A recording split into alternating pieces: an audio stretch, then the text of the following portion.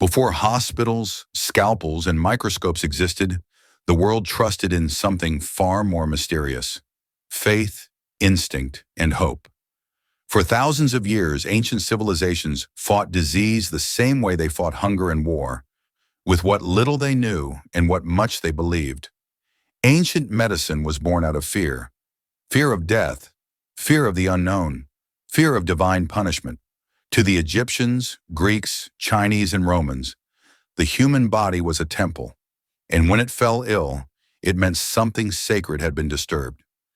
In the temples of Egypt, priest-physicians performed cures using honey, wine, and the power of words. Honey, they discovered, protected wounds from infection, something modern science would only confirm millennia later. But at the same time, they mixed herbs with chants, believing that invisible spirits carried fevers and pain.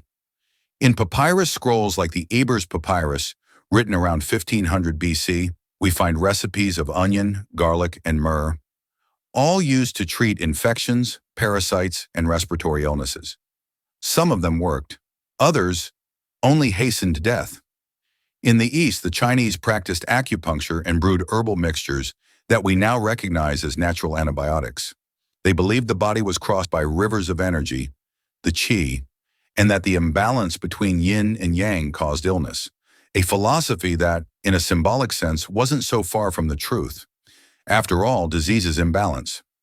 Meanwhile, in ancient Greece, Hippocrates observed the sick with scientific eyes.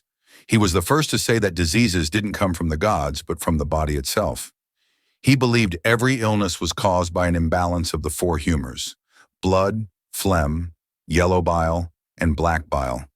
If a man had a fever, it was because his blood was boiling in excess. If he was sad, they said he suffered from melancholy, a word that literally means black bile. The cures: bloodletting, purging, and cold baths. And although some of these methods sound absurd today, a few actually worked. Bloodletting, for example, could reduce fever and pressure, even if by chance rather than understanding. But often, the remedy killed faster than the disease. In ancient Rome, lead was everywhere, in water pipes, cosmetics, and even medicines. Without realizing it, the Romans slowly poisoned themselves. Some historians believe that part of the madness and decline of certain emperors came from this silent toxin. The Middle Ages brought a new kind of doctor, one of the soul. Illness was seen as divine punishment, and the treatment was penance. Yet it was also during this era that the first hospitals were born, not as healing centers, but as places to shelter the sick and the dying. When the Black Death struck Europe in the 14th century, humanity met the true face of biological terror. More than 200 million people perished, nearly half of Europe's population. No one knew what caused it. Doctors dressed in long robes and bird-like masks filled with herbs believed the stench of the air carried the plague. Today we know it was the Yersinia pestis bacteria, spread by fleas on rats. Cities burned incense, church bells rang endlessly, and priests blessed bodies lying in the streets.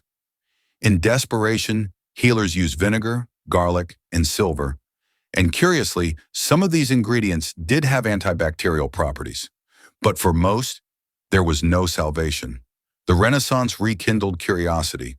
Artists and scientists began dissecting human bodies, a forbidden act, but essential to understanding our anatomy. Leonardo da Vinci drew muscles, veins, and organs with astonishing precision, centuries before modern medicine would confirm them. In the 17th century, the English physician William Harvey discovered that blood circulated in a closed loop, something the Greeks could never have imagined. And in the 19th century, Louis Pasteur proved that diseases were caused by microorganisms, not by bad air or spirits. Thus was born microbiology, and with it, humanity's first real step toward modern medicine. Still, the path to healing remained bloody. For centuries, surgeries were performed without anesthesia. Patients were tied down, screaming in agony, while doctors cut through flesh and bone with rusty blades. Alcohol and opium were their only refuge. It wasn't until 1846 that anesthesia was successfully used in surgery, a moment that changed medical history forever. Soon after, Joseph Lister introduced carbolic acid to sterilize instruments and hands, and deaths from infection plummeted. But the journey of science was far from smooth. Penicillin, discovered by accident by Alexander Fleming in 1928, marked the dawn of the antibiotic era, a revolution that saved millions. Yet it also created a new threat: resistant bacteria, born from the overuse of the very drug once hailed as a miracle. Today, we live surrounded by technology, robotic surgeries, DNA-based medicines, vaccines that protect entire continents.